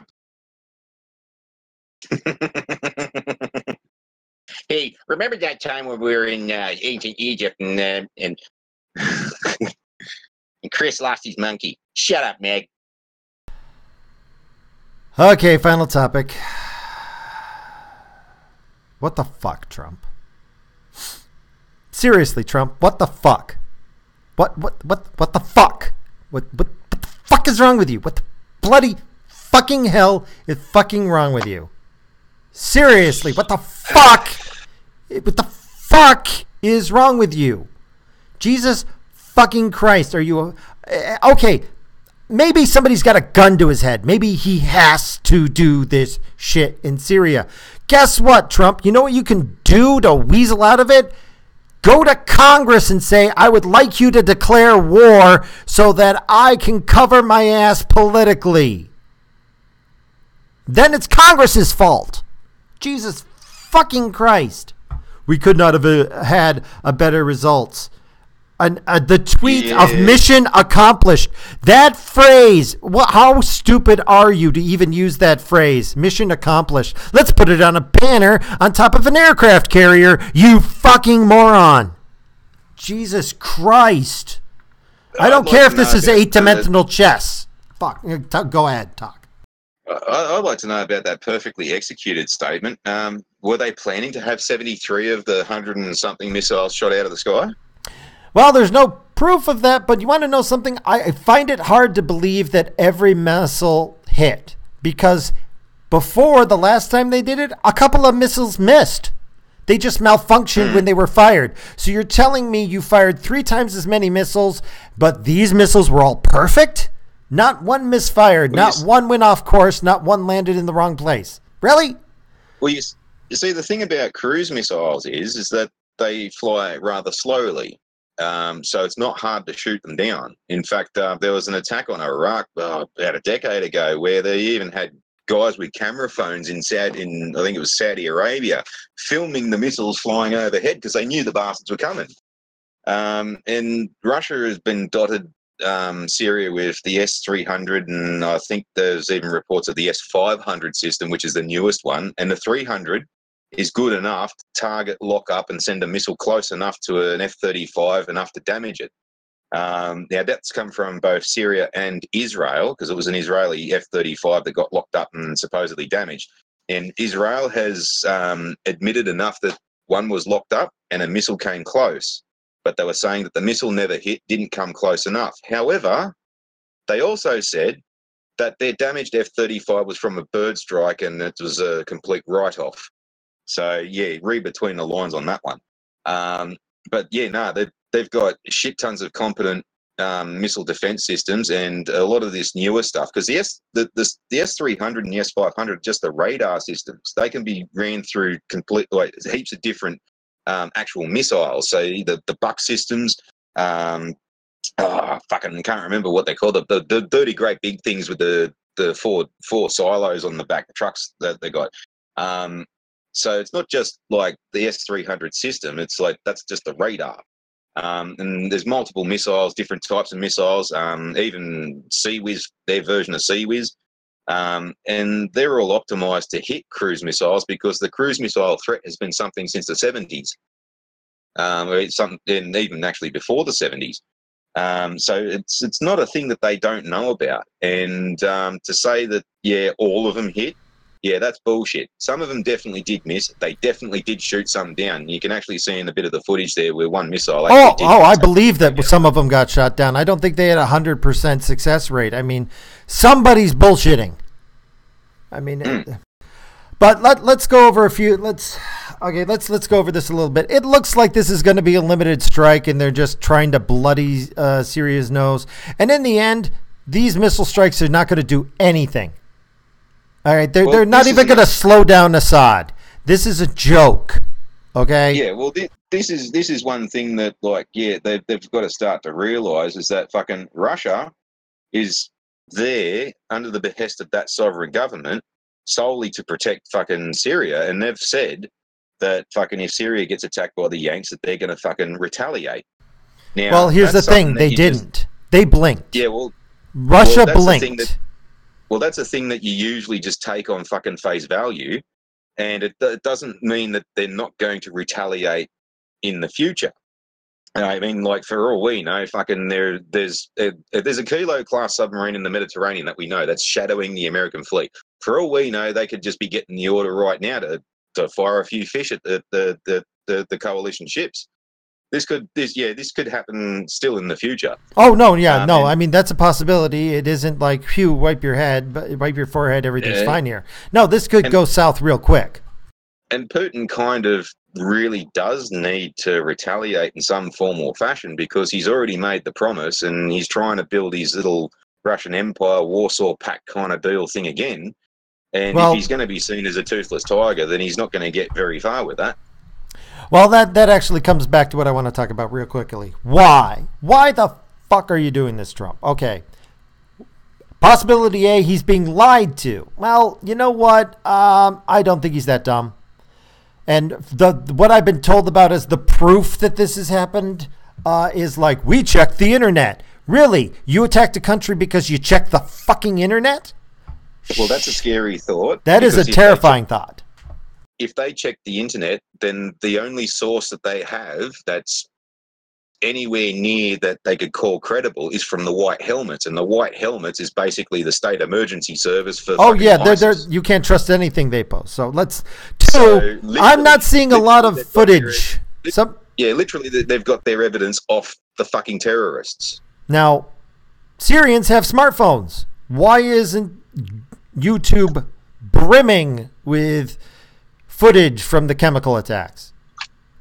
I can't find it. Okay, so right there we've got a lot of suspicion there. All right, and they still haven't proven that Assad did the last chemical attack that we attacked him over. So there's a lot to suspect here. Attacking, we could have waited. All right, so but let's move past that. Why did he do it? Well, that's an interesting fucking question right there, and I'm sort of kind of blaming Mattis a lot for quite a bit of this because, like, I personally think he's gone fucking senile. I'm going to piss a lot of Marines off saying this, but yeah, guys, have a quick look at fucking what Mattis is kind of like nowadays. He might have been great in Vietnam and Iraq and all that kind of shit, but yeah, he's starting to lose the plot. And this also comes from a Vietnam veteran of mine. I was speaking to him yesterday about this exact subject, and he's still of the whole better off dead than red kind of. They can't trust the Russians, and yeah, the communists. This and like, dude, it's a different world now. And fucking Mattis is the same thing there. He's still of the mindset of better off dead than red, and you can't trust the Russians, and the Russians are big and bad, and we've got to crush the Russians. And even to the point where he was claiming about the chemicals that were used.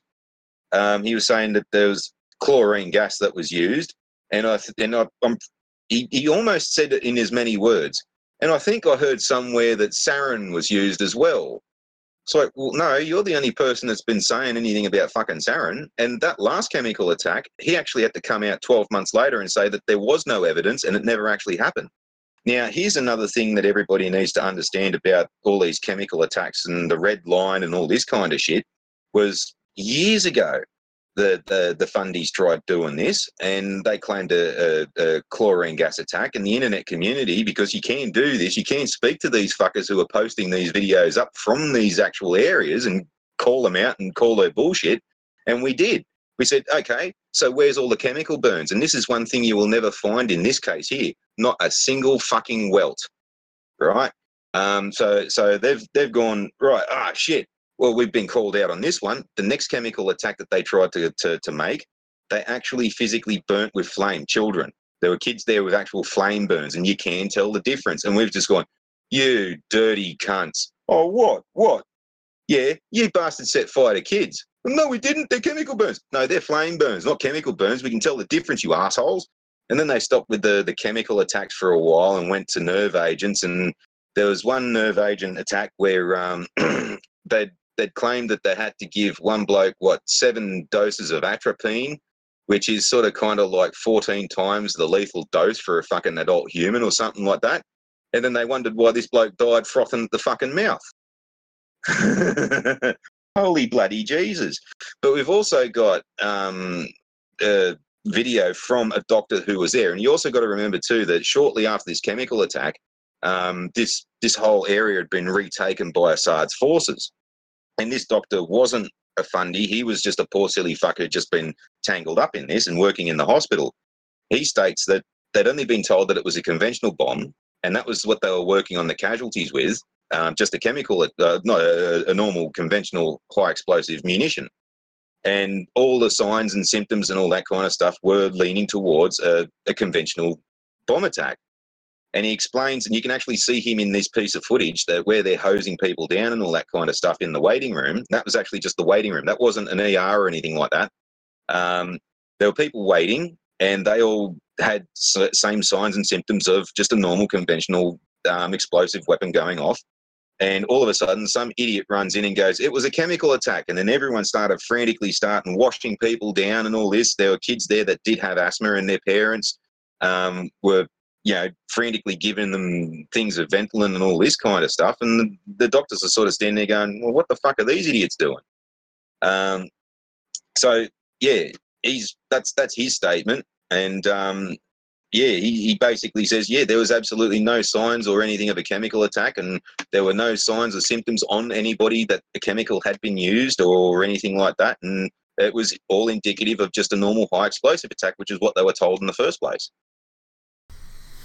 Well, I mean, there's lots of reasons to question it, and frankly, my opinion would be don't attack until you have absolute proof, and we have absolute proof. Okay, well, I want to release that first, convince us now, but I'm not seeing it. But what I want to get back to is why. Okay, why would Trump do this? And I have two theories. One, Israel attacked. Okay, and there's a part of me that's wondering if Trump was going along because of that bullshit. No, well. I mean, that if he felt I have to go along with this, and somebody sat down and explained to him the reality, because I was looking at his body language right after the Israeli attack, and this man dominates wherever he is. He moves his stuff everywhere. He claims all the room around him. His stuff was really concentrated. And we was talking, his arms were not flailing about talking like he usually does. He had his arms folded. He was leaning on the table. His shoulders were kind of waving back and forth. I've never seen the man look defeated before. But I can't. That sort of kind of looks like he's trying to hide his body language. He looked defeated. He looked defeated. For the first time I've ever seen that man, he looked defeated. Now, is that a possibility? I don't know. Blame the Jews. I don't know. I'm just throwing it out there as a possibility. But here's the other thing that's a possibility. His administration's been talking to Kissinger. Now, if you're familiar with Kissinger, that guy loves his madman theory. He loves this madman theory. Okay? So this could be advice from Kissinger where it's like, Russia's a danger. You have to bloody their nose. You can't do it head on. It doesn't matter if we know for a fact this is bullshit. We have an opportunity here. Don't let a good crisis go to waste. Let's launch a bunch of missiles, make it look like, and then when the Russians do nothing, we're basically telling the rest of the world, we're America, we can act with impunity. Even if Russia gets on our case, they won't do anything. And that's basically what it looks like right now, which is why I'm scared. Because as you said, Russia doesn't have to immediately counterattack. Russia could be planning some counterattack that you don't want to fucking know about.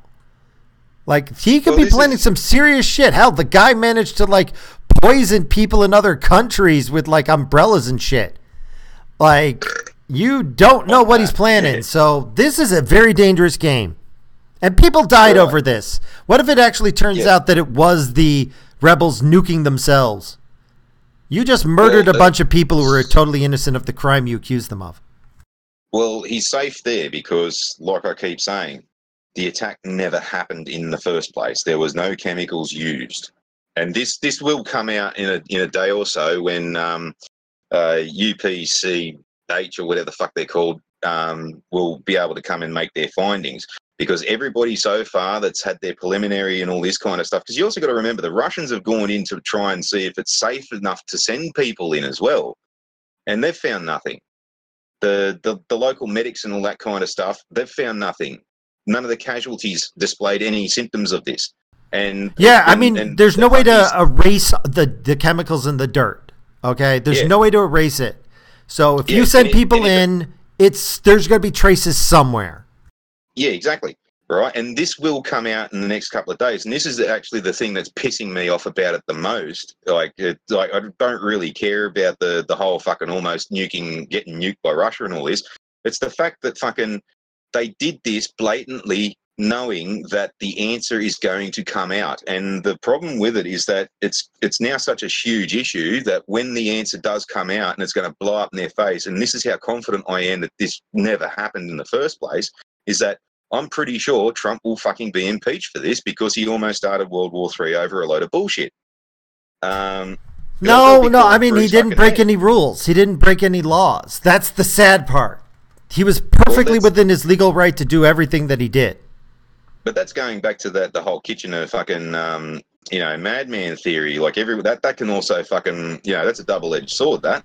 Oh, I mean, I think it's a dumb idea on his behalf. It was a dumb idea, and the problem is though he's not going to get impeached because he would need over this because the Democrats love him.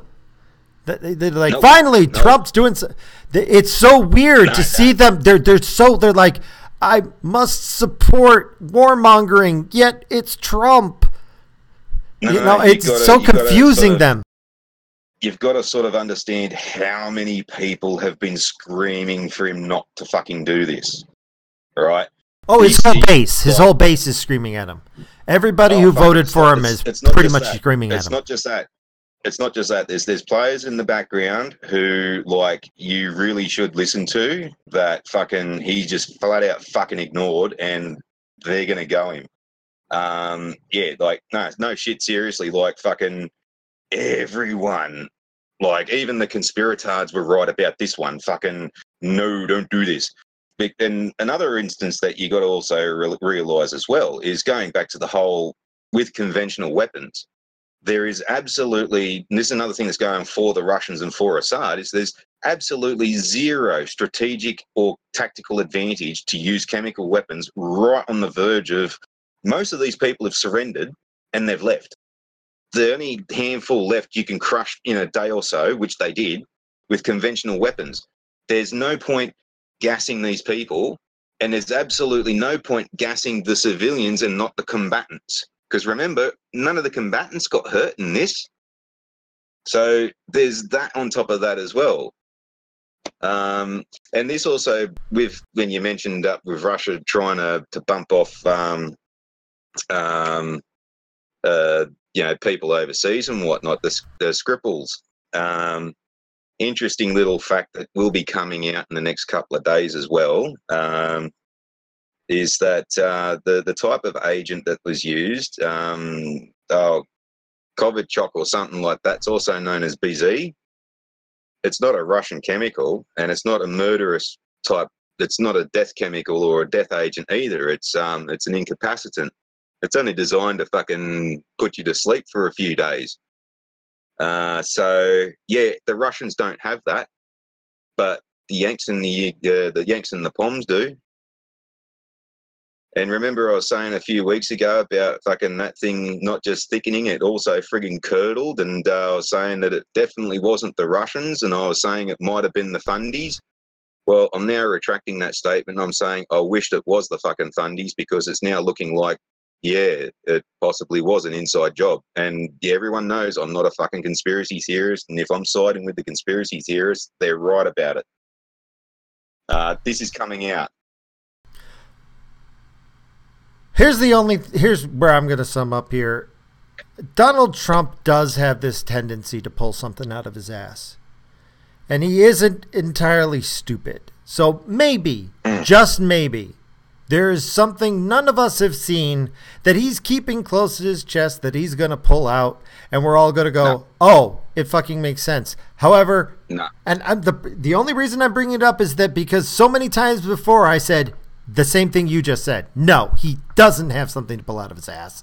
And then he pulled something out of his ass. But this one, he needs to pull the entire city of Atlantis out of his ass on this one. Okay? He needs to prove that pyramids can fly, pulling out of his ass. Level of bullshit. Okay? Yeah. This has to be... He needs to prove aliens were behind this bullshit. That's the level of crazy that he needs to come up with something that'll convince me. And if the alternatives were not worse, I'd be like anybody but him. And then I go, oh wait, Hillary. Damn it. Fuck. Damn it. The choices suck. Well, see, that's where the only realistic explanation can come from. And that's with Trump's doggishness and fucking all this kind of stuff, where the kind of attitude where you could mistake, what he did, on last thing on a Friday night before, before Congress comes back on Monday, like as a business strategy and all that. someone has gotten into his ear and said, you need to do this. You need to do this now. You need to do it before Congress has any time to think about it. You need to go. Fuck them. Do what you normally do. Just go ahead and fuck everybody else. And he's gone, cool. Someone told me I could do that. Yep, I'm going to go ahead and do that. That's the only reasonable explanation. Other than that, there is so much evidence that absolutely states that no, the Russians didn't do it. The Syrians didn't do it because it never actually happened in the first place, just like all the last times. We've got people already on the ground that are saying that there are no chemicals and it never happened. We've got an independent mob that is going in that will come back and say, yep, no, it was all bullshit. And, yeah, that's it. There is not a get-out-of-jail-free card big enough to simply excuse him from this. Oh, I can't excuse him. Do I think he's going to get impeached? No. He's not going to get impeached over this. From a legal point of view, from a political point of view, it's not going to happen. However, is he just torpedoed his base?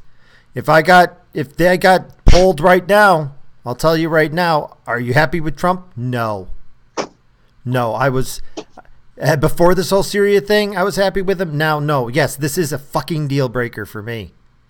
I don't know what the fucking alternative is. I don't know how I'm going to feel in 2 years, but my God. Well, this is another frightening little aspect too, is that it's kind of clear that, getting rid of Trump is probably the main catalyst for this. So who are they going to replace it with? And you're right there. We are actually better off staying with Trump even after this. Because I'm fucking guaranteeing you, if he has been manipulated into doing something like this just for the sole purpose of getting rid of him, whoever is next is most likely probably going to be a fucking Hillary supporter or something like that. Oh, we're talking about Pence is next. We don't want to fucking find out. And Pence is a creature of the swamp in the end. He really is. Mm. So, but we'll have to see how this turns out. Maybe he's got, the lost city of Atlantis up his ass and he's going to pull that out. But Trump, let's be honest here. You did not listen to any of your base, and your base is pissed off.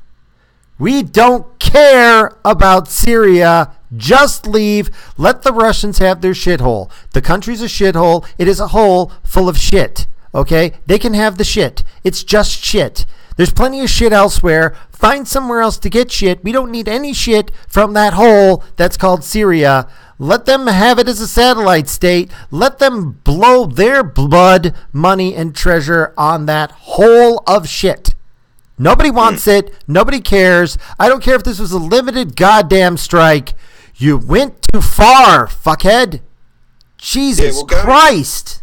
Going on that whole limited strike thing again, that's a very dangerous card to play. It's it's an act of war. He's declared war in Syria. If Syria had the power to fight back, they would have declared war back. But they can't. And Russia won't declare war because they understand that they can't win it. Nobody will win it, but they can't win enough to justify, because Syria just isn't worth enough to them. But we don't know what else they're going to pull out of their ass. The Russians aren't fucking stupid either, and all the Russians need to do is just sort of remove a lot of their numbers, because they know that America, if they did invade, which isn't going to happen, the whole point of fucking, just real quick, just jumping back a quick sec, playing that one-shot fucking deal with when Russia's on the other side saying, if you fire one shot, we'll fucking retaliate. Well, that will never. That could always have never ended up with just a one-shot deal, because if the Russians fired back, well, then the Yanks would have to fire back as well, and then that'd be back in tit for tat. But all the Russians need to do is, they've learnt from experience and all this kind of stuff. They know the Americans won't commit enough troops to go in there, and they'll have this stupid fucking fire support-based bullshit like they have been for decades now, sending out patrols and shit. And all they need to do is send a few groups of Spetsnaz in there and just harass the fuck out of them until it's not worth it anymore. It's a very simple way of beating the Americans, and the Americans, America can't commit to a full-blown war. Obama's already fucked that up for years, and he already admitted that there was going to small protracted confrontations. So if you are going to war with Russia in some place, it's going to be a long, drawn-out war. And when America's already so fucking far in debt and they don't really have the abilities to sustain a great long war again, it'll just be a case of Russia flipping America's tactics on their head, just like in the Cold War. But just instead of sending Russia broke, it's going to send America broke. I don't know. You know what? This is what I want right now. What the fuck is your proof that he did it? I want it. I want it in a PDF that I can download and go over with a microscope. Okay, that's what I want. It's not going to happen. They're just going to say we found something, and this is. I don't know. Or they'll do what they did the last time. They'll draw it out for a year, and then they'll roll Mattis out in his wheelchair, and he'll be like, I kind of fucked up again. There was no attack and all this and blah blah blah. That's the only other thing that could make this sort of a bit explainable too. If it wasn't a turncoat from inside of Hillary's camp getting inside of fucking Trump's ear, it's Mattis with his old school fucking better dead than red bullshit. Fucking, no, we've got to do this. We've got to kill them now. And we've got to, before the Russians take too many places and get a big foothold around the world. And well, we're just going round and round at this point. So I just want to do just one last thought here, and then you can give a last thought too. But this is that I'm a pretty good judge of people because I've done it for a long time, and I've been scanning the internet, and Trump fucked up bad. Oh, yeah. He has pissed off a lot of influential people who he doesn't consider influential, but they are. They are the grassroots that held him up, and now those grassroots have turned on him, and he thinks that this isn't a big deal. He miscalculated big, and I don't know how he missed it other than maybe you're right. Maybe somebody's isolating him from reality and then they gave him bullshit. But you want to know what? I don't care. You're supposed to be better than this, Trump, and you got fooled? Why should I trust a fool? So that's my last fault. Any thoughts from you? Yeah, just on the other two players in the game as well. Theresa May, I know where she's coming from. She wants to be Thatcher, and Thatcher went to war with the Falklands when nobody wanted her to, and I want to be a big, strong... You still there? You cut out for a second. Yeah, where did I drop out? You were just talking about May. Yeah, well, May wants to be a strong, independent woman leader like fucking... It's funny how the internet just dropped out when I was talking about fucking feminists. It's conspiracy. Anyway, wanted to be a big, strong, independent woman leader like Thatcher, and Thatcher went to war with the Falklands. But see, Thatcher did the right thing and listened to her generals and did what they said. If the generals said fucking no, she wasn't going to do it. So May just decided she was going to be an idiot feminist and not listen to anybody and went ahead with it anyways. I'll do it because I'm a strong, independent woman. No, you're a fucking bimbo. And I'm really sick of hearing her voice and her excuses too, because they just don't fly. And her voice is annoying enough. Now, with the French, I know what the French did. They went, we are sick of all these people saying that we are cowards and that we run away and that we do not fight. So we're going to fight. America and England, you're in on this? Yeah. And where are the Germans? Oh, don't worry, they're not coming with us. Oh, the Germans aren't here. Yes, we will go with them. Yes. Yeah, that's the part that boggles me. Why didn't the Germans sign on? I mean, Well, that's the only smart thing that Merkel did, and I know exactly why. Her country's full of those bastards. And if she bombed them... Oh, yeah. Oh, that's true. That's true. There are a lot of Syrians in Germany, and if she bombed Riot City... City. They're not the families and... Yeah, no, they're not the families and the kids. They're all the men of fighting age who aren't defending their own homes for some reason, but wrecking everybody else's. Ah, well. Any final thoughts before we wrap this up? This looks like a good place to end for the night. Any last final comments on anything we've... Nah. I think this is a good place to stop here. Well, it's been real. It hasn't been fun. And I'm fucking pissed. And I think I'm real pissed. So,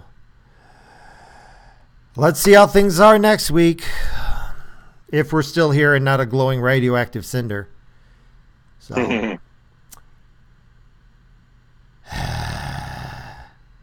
I thought we were past this.